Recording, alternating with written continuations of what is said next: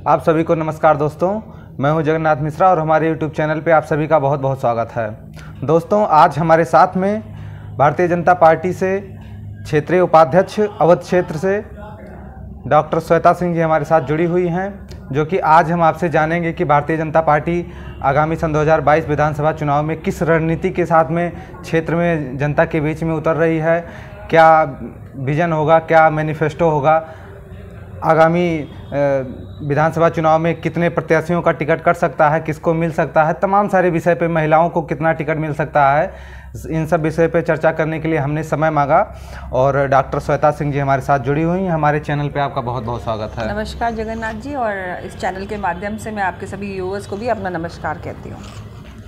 Madam, मैं सबसे पहले यही जानना चाहूँगा कि सन 2022 का चुनाव होने वाला है, विपक्ष पूरा आपके पीछे लगा हुआ है। अभी किसान बिल भी वापस कर लिया है, मोदी जी विपक्ष कर रहे हैं कि मोदी जी डरे हुए हैं। विधानसभा चुनाव में क्या रणनीति होने वाली है? सबसे पहले तो मैं जगन्नाथ जी जानना चाहूँगी कौन सा विपक्ष है, आप किसको विपक्ष की भूमिका में यहाँ पे आप बता रहे हैं कि विपक्ष कौन सा है?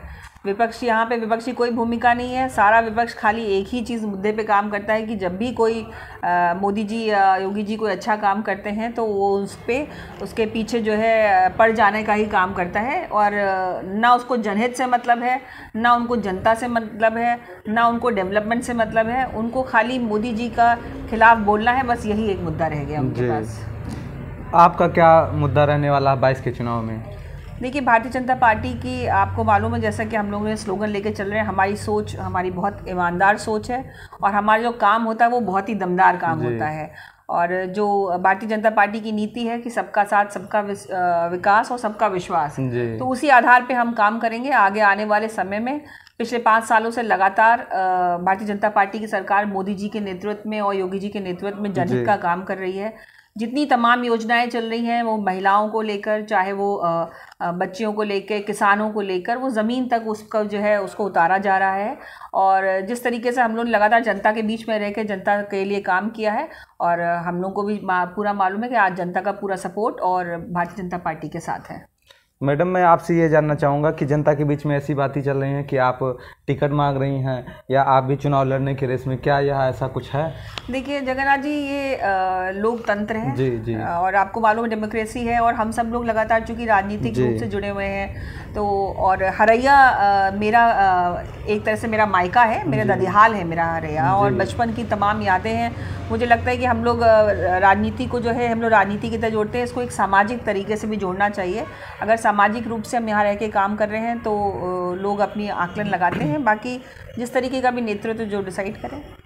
जैसा कि आपने देखा कि अभी हरैया से आप टिकट मांग रही हैं और यहाँ पे अभी तक कोई भी महिला विधायक नहीं रही हैं। ममता पांडे जी ने चुनाव लड़ा था, उनको भी हार का सामना करना पड़ा था।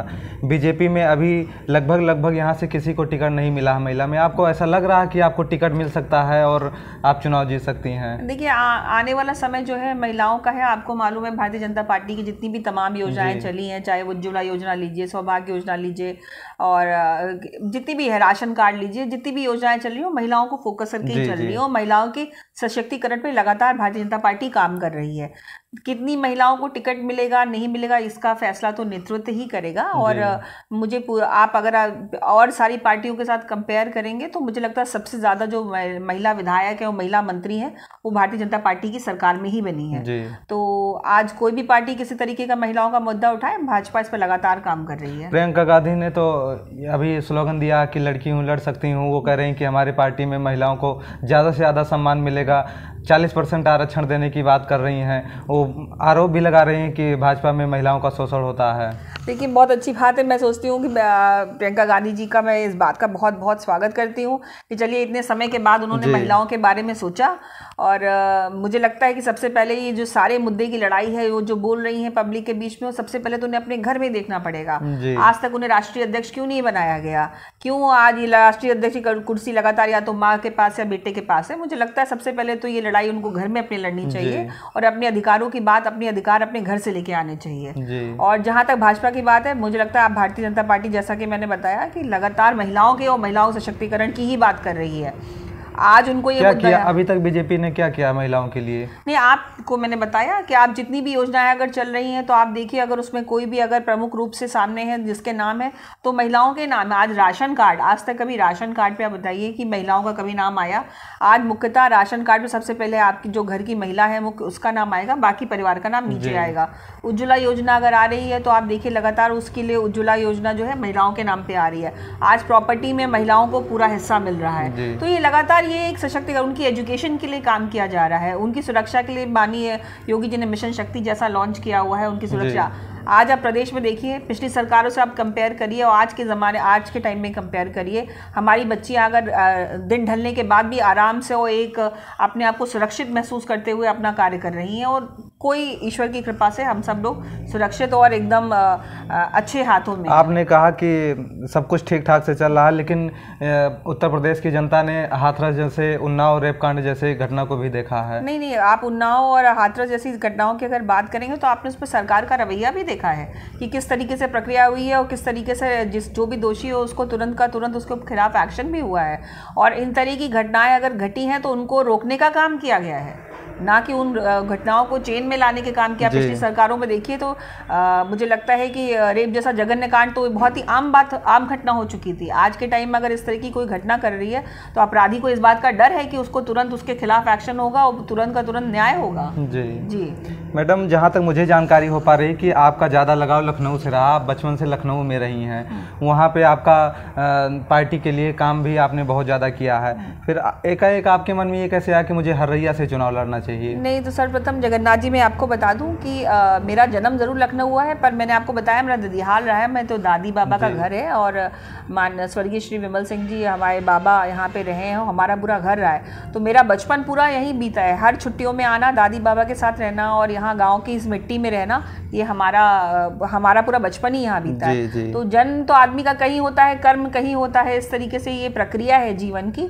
और मुझे लगता है कि अगर बेटी होने के नाते, मैं जैसे इस गांव की बेटी हूँ, अगर मैं हरैया की बेटी हूँ तो कोई भी बेटी जैसे अपने माँ बाप को, माता पिता को, एक स्लोगन दिया गांव की बेटी हूँ आपके। हाँ, मैं गांव की बिटिया हूँ और बिल्कुल बिटिया हूँ, उसमें कोई नहीं है, मैं हरैया की बेटी हूँ। और बेटी को जिस तरीके से अपने मायके से लगाव होता है, वो कहीं भी रहे दुनिया के किसी भी कोने में, तो वो चाहती है कि मेरा मायका हमेशा आगे बढ़े और ग्रो करे। तो मेरी भी यही इच्छा है, क्योंकि राजनीति को मैंने जो है एक सामाजिक कार्य के माध्यम से ही लिया है। और तो मैं चाहती हूँ कि मेरे क्षेत्र का विकास हो, मेरा गांव और मेरा जो जिला है और वो आगे बढ़े, तो उसमें कोई गलत सोच नहीं है। नहीं, आपके क्षेत्र का विकास, जैसे हरैया की समस्या, आप यहाँ हरैया से चुनाव लड़ने के लिए आप टिकट मांग रही हैं, कितनी यहाँ की समस्या को आप अभी तक समझ पा रही हैं? क्या समस्याएं हैं यहाँ की? देखिए, समस्याएं तो बहुत हैं और तमाम तरीके की समस्याएं। और जहाँ तक टिकट की बात आप कर रहे हैं तो देखिए, मैंने कोई टिकट के लिए कहीं आवेदन नहीं किया है, पर अगर नेतृत्व मुझे अगर समझेगा इस लायक और सक्षम समझता है कि मैं कुछ कर सकती हूँ अलग, तो अगर वो मौका देगा तो मेरी मनाही नहीं है। पर मैं ऐसा कोई दावेदारी टिकट की नहीं कर रही हूँ क्षेत्र से, बस मैं यहाँ रह के काम कर रही हूँ। और जो भी तमाम समस्याएं, मुझे लगता है देखिए 49% महिला वोटर हैं यहाँ पर। तो आपने भी बोला कि अभी तक आज तक महिलाओं का नेतृत्व नहीं हुआ है, तो लगातार यहाँ पे कोई ना कोई पुरुष जनप्रतिनिधि रहा है। तो मुझे लगता है एक बार किसी महिला को अगर मौका मिलेगा तो जिस तरीके से घर में महिलाएं जो है पूरे परिवार को बांध के रखती हैं, तो उसी तरीके से मुझे लगता है कि हम लोगों के अंदर वो सक्षमता ईश्वरीय होती है कि हम सबको बांध के रख सकते हैं, एकजुट करके रख सकते हैं। और कोई भी काम महिला आप करती है तो आप देखते हैं कि बहुत ही अच्छी तरीके से करती है, उसको बहुत ही क्या कहते हैं रुचि लेके करती है। तो चाहे वो राजनीति का क्षेत्र हो, चाहे वो घर परिवार हो, चाहे वो पढ़ाई हो, चाहे वो करियर हो। जी मैडम, आपकी सरकार है सन 2017 से, यहाँ पे विधायक जी हैं आपके क्षेत्रीय, अजय सिंह भाजपा से विधायक हैं, उनसे बहुत सारे लोग नाराज़ हैं, बहुत सारे लोग पार्टी के जो कार्यकर्ता हैं, जो बूथ लेवल पे हैं, जो बूथ अध्यक्ष हैं, तमाम सारे लोग नाराज़ हैं, किसी की सुनवाई नहीं हो रही है। जनता भी इसी बीच में परेशान है, नाराज़ हैं कि विधायक जी ने कुछ नहीं किया। ऐसे सोशल मीडिया पे पोस्ट के माध्यम से जानकारी मिल रही है। देखिए, विधायक जी के बारे में, चूंकि वो हमारे पार्टी के विधायक हैं, तो मैं उनके बारे में तो कोई टिप्पणी नहीं कर सकती हूँ।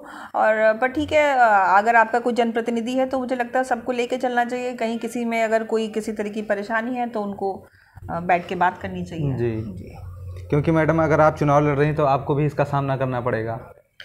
अभी तो मैं चुनाव नहीं लड़ रही हूँ जब वो समय आएगा तब देखेंगे। और फिर मैंने यही कहा कि महिला जिस तरीके से एक सूत्रधार होती है पूरे परिवार की, तो मेरे लिए भाजपा का कोई भी कार्यकर्ता मेरे परिवार का अभिन्न हिस्सा है। और किसी को भी कभी कोई परेशानी हो और किसी तरीके की कोई भी समस्या हो तो मुझसे कभी भी संपर्क कर सकता है। मैडम, एक बहुत बड़ा प्रश्न है, आज के टाइम में हर कोई चुनाव लड़ना चाहता है, विधायक का चुनाव लड़ना चाहते हैं, बोलते हैं हम निर्दल लड़ेंगे, हमको कहीं से टिकट नहीं मिलेगा। एकदम इस पद की जो गरिमा है इसका मजाक बना के रख दिए हैं। आपके माध्यम से इसकी जानकारी हम लेना चाहेंगे थोड़ा।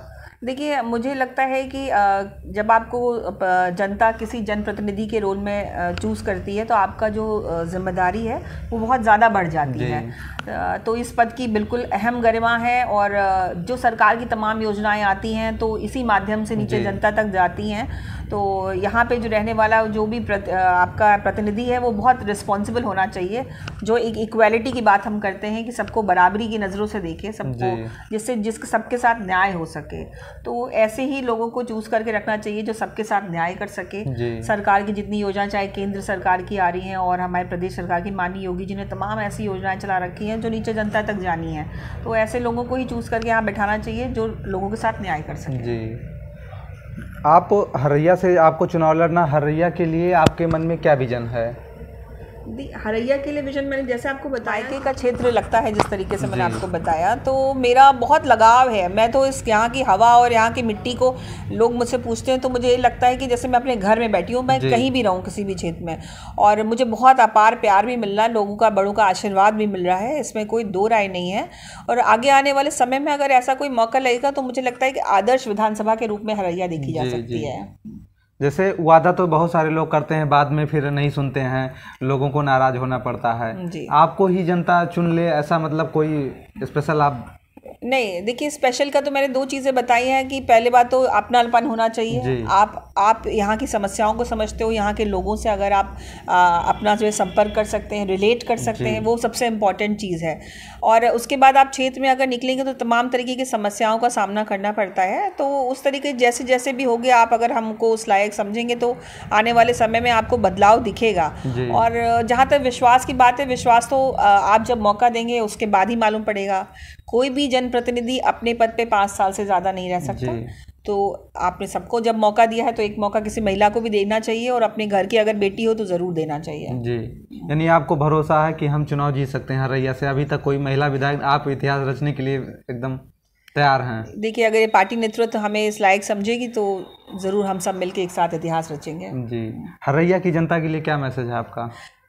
हरैया की जनता के लिए मैसेज यही है कि आप सब आगे बढ़ें, और जिस तरीके से सारा लोग, हमने बोला है कि अगर विधानसभा का हम लोग यहाँ पे डेवलपमेंट करेंगे, अगर उस समय का मौका मिलेगा तो हम सब एक साथ एकजुट होकर इसको एक आदर्श विधानसभा के रूप में ले जाएंगे।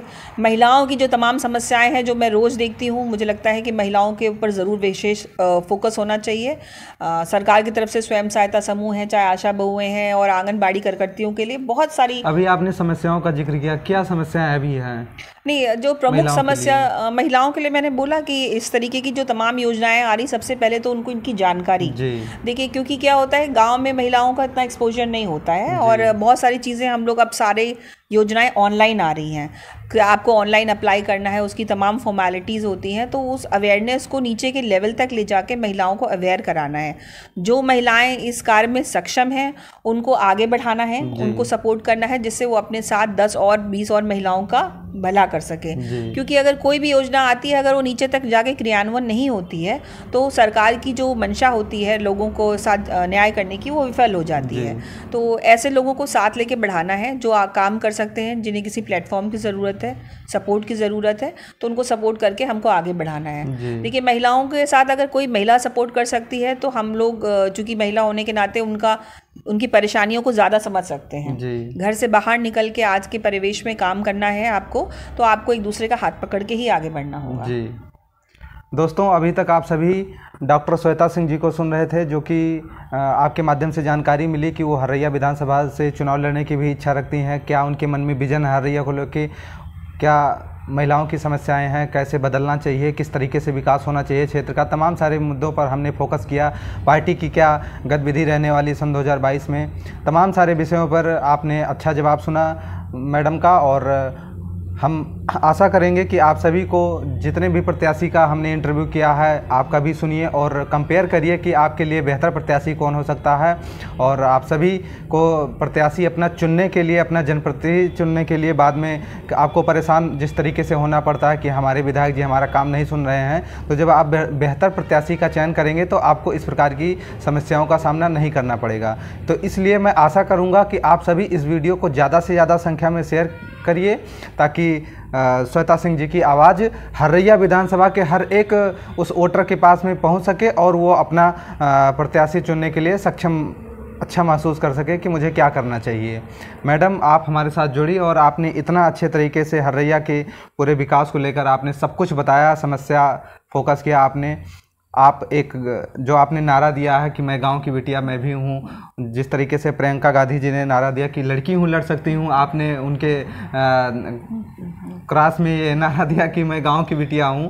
तो आप मेहनत जिस तरीके से कर रही हैं, हर्रैया में अभी तक कोई महिला विधायक नहीं हुई है, इस इतिहास को आप बदलने के लिए लगातार निरंतर कोशिश कर रही हैं। सब कुछ आपने बताया, इसके लिए आपको बहुत बहुत धन्यवाद। धन्यवाद।